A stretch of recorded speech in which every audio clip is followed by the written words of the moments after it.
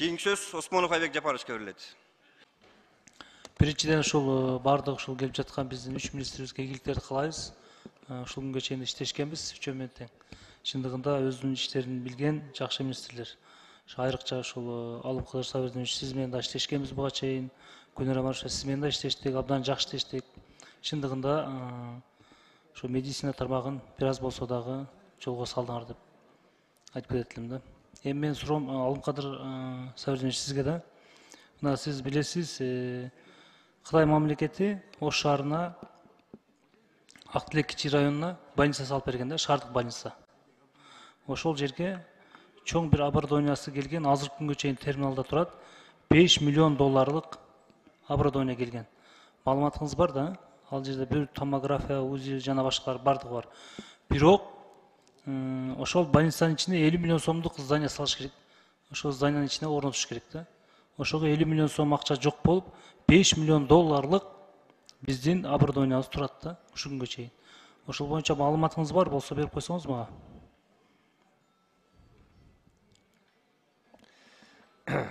Айбек Жапарович,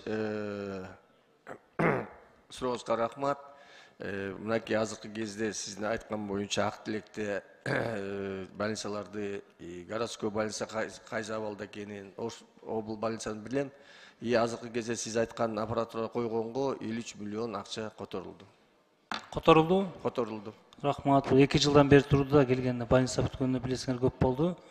Бизде азыр томография жана башка Ош шаарында абдан мындай очет болуп, жана ошондой эле жеке жакка көп барып жатат. Келечекте Алым Кыдыр Сабырдинович сизге, келечекте мына жеке менчик больницаларга караганда биздин мамлекеттик больницалар жакшы болобу? Шарттары.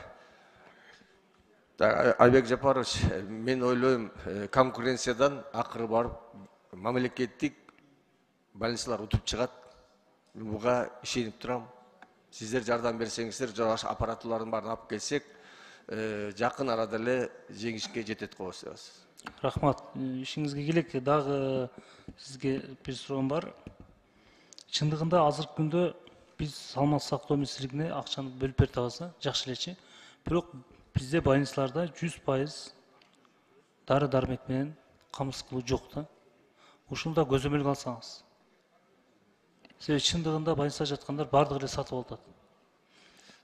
Так, Айбек Жапарович, мен ойлойм, муну да биз көзөмөлгө алып, 100%-ты дары-дармектер бүткөнгө көчөгүнү дагы биз ушул боюнча жолугуп сүйлөштүк, аракет кылабыз. Сизге көп сүйлөшкөн элек, сырттан келгендер боюнча милдеттүү түрдө медициналык камсыздоо боюнча $10 $100 чейин көтөрөбүз. Сырттан келген биздин Кыргызстанга жылына 3 миллионго жакын адам келет, ошодон түшүрөбүз деп максат кылган элек, тилек кылган элек. Ошол боюнча эмне болду? Айбек Жапарович, сиз менен мурдак сүйлөшкөндөй, биринчилерден бул бизде 35 миллион окуучу иностранецтер бар болчу. Азыркы кезде мен тактасам 70 миңге жетет экен. Аларды билесиздер, $200 биз киргизгенбиз, силер колдоп бергенсиздер. Сиз айткан жанакы эме боюнча мен да ойлойм, колдоп берсеңиздер биз киргизебиз. Себеби биз башка өлкөгө чыгып атканда эле ошол акчаларды биз төлөп чыгып атабыз да, алар эми үчүн бизге төлөп бербейт. Ошонун аркасынан биз медицинаны сиз айткан деп көтөрүп кетсек болот. Рахмат. Ошону ишке ашыра турган болсоңуз, тарыхта кыласыз да. Мамлекеттен бир тиын акча албай, өзүңүздү полный камсыздыганга Кыргыз мамлекетинде Минзираттын бардыгын сиз камсызганга толук акча болот да, ал жердечи миллиарддаган акчалар. Себеби биз башка мамлекетке чыгып атканда билет алганда эле кошо сатып алабыз да.